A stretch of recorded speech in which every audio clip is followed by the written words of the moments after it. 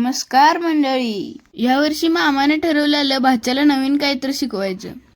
मामानं 15 दिवस आधी माझं नाव रजिस्टर करून ठेवलं होतं. शिबिरात आल्यानंतर आम्ही जाणार होतो कुंडलापूरला. जिजा बघा इथं कशी मामाला लाडीगुडी लावायला लागलेली.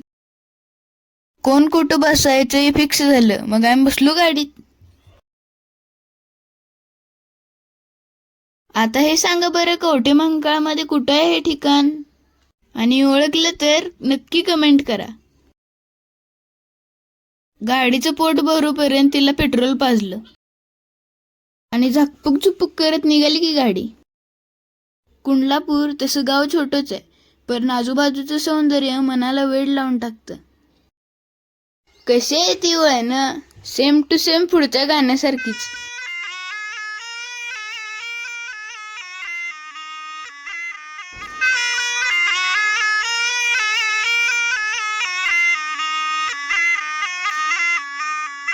हे आहे मम्मीच्या माहेरचं कुलदैवत.